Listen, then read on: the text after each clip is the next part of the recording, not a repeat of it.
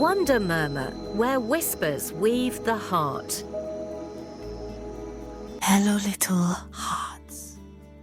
A new whisper begins. In a village bustling with the scent of freshly baked bread and the happy chatter of people, lived a kind toy maker named Geppetto. His heart, however, felt a profound loneliness. While every father in the village received a gift from his child on Father's Day, Geppetto stood alone in his small shop, his eyes full of longing. His only companion was a plump orange cat named Tutu, who purred and rubbed against his leg. "Oh, Tutu," Geppetto sighed, stroking the cat's soft fur. "I wish I had a child to give me a Father's Day gift." Tutu meowed softly, as if to say, "You have me, master." Geppetto smiled. "Of course, you are my child too." Inspired by his dream, Geppetto picked up a large, gnarled piece of pine wood. He had never carved a toy with so much love and care. He worked through the afternoon, his hands moving with a practiced, gentle rhythm, shaping the wood into a boy. As he carved the nose, a tiny, high-pitched "ouch" echoed from the wood. Geppetto paused, startled. "Did you say something, Tutu?"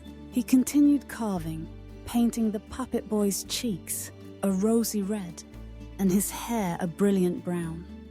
He left the puppet on his workbench to dry and stepped out to fetch some more paints. He was gone for only a moment, but when he returned, his heart stopped.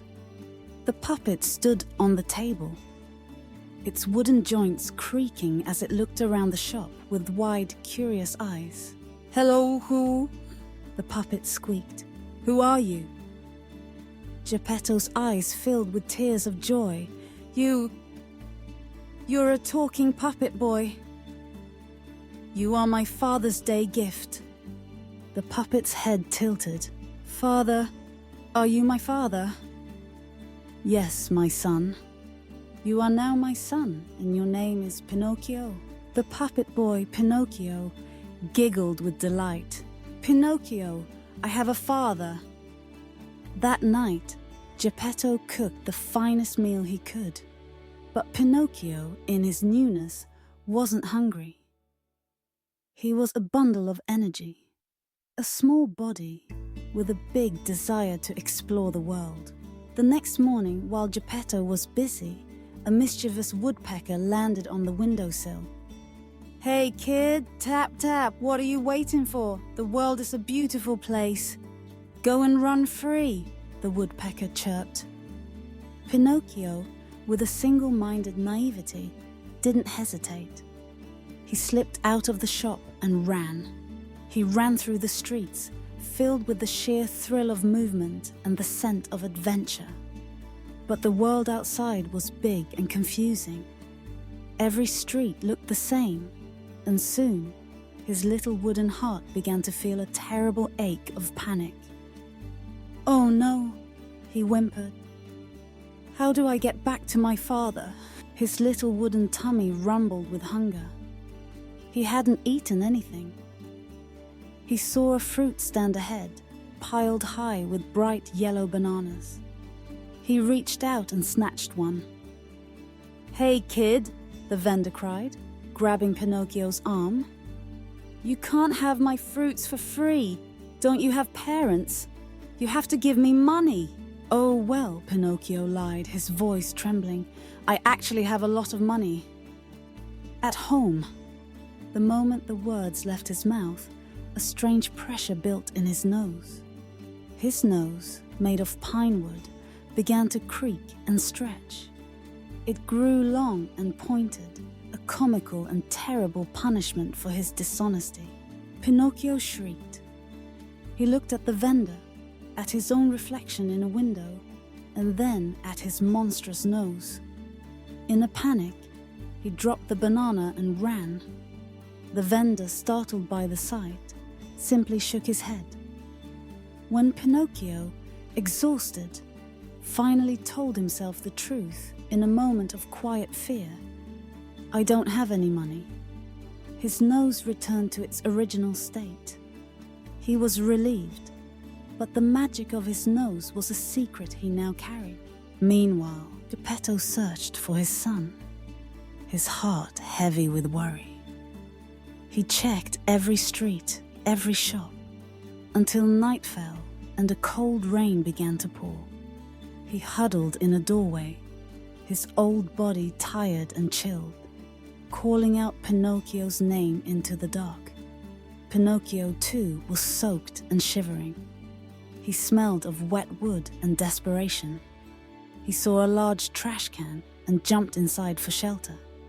But when morning came, he found he was not alone. A huge, scary-looking rat was gnawing on a discarded bone.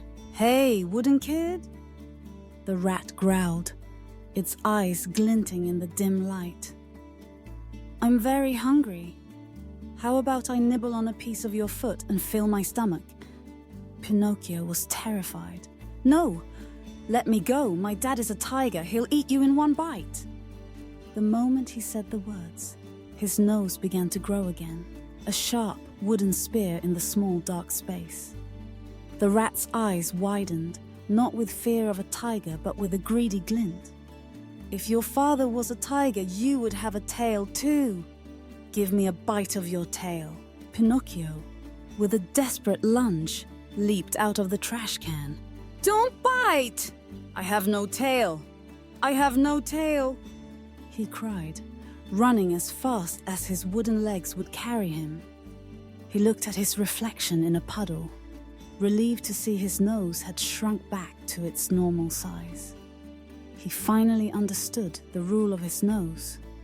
It grew when he lied and returned to normal when he told the truth. But as he ran, a shadow fell over him. A tall, sinister-looking thief was watching him. He saw Pinocchio, and his eyes lit up with greed. "A walking, talking puppet! I'm rich!" he whispered, grabbing Pinocchio and stuffing him into a large sack. As Geppetto, heartbroken, searched for his son, he saw a peculiar-looking man carrying a large, wriggling bag. He called out Pinocchio's name one last time, a sob caught in his throat. "Daddy, I'm here, I'm here!" Pinocchio's voice, muffled by the sack, was a beacon in the crowd. Geppetto's eyes widened. He rushed to the man, demanding his son back. The thief scoffed, pushing the old man aside. But inside the bag, Pinocchio had a plan. "I'm a thief too," he lied. "I've got lots of money. The color of my hat is red." With each lie, his nose grew, a series of splintering cracks as it pierced the sack. He wriggled through the hole and jumped into his father's arms. The thief, furious, lunged for them, but Geppetto, with a wisdom born of desperation, threw a fishing net he had found on the ground at the thief's feet. The thief got caught and fell into a nearby fountain. Geppetto held Pinocchio tightly, his heart overflowing. Pinocchio, safe in his father's embrace, looked up at him. "Daddy," he said, his voice a soft, honest whisper. "I have something to tell you." And he told his father all his lies, about the money, the tiger, and the red hat. He confessed his disobedience, his hunger, and his fear. He ended by saying, "I'm sorry, Daddy. I want to be a good kid. I don't want to upset anyone. Besides, I love you so much." The moment the words of love left his lips, a gentle, golden light enveloped Pinocchio. His wooden skin softened. His joints, once rigid, felt flexible and warm. His nose, now a perfect normal size, was the last thing to change. He was no longer a wooden puppet, but a real boy of flesh and blood. Geppetto gasped, holding his son close. Pinocchio hugged his father back, a real hug this time, And from that day on, every father and son in the city knew that miracles were created not by lies, but by the honest, transformative power of love.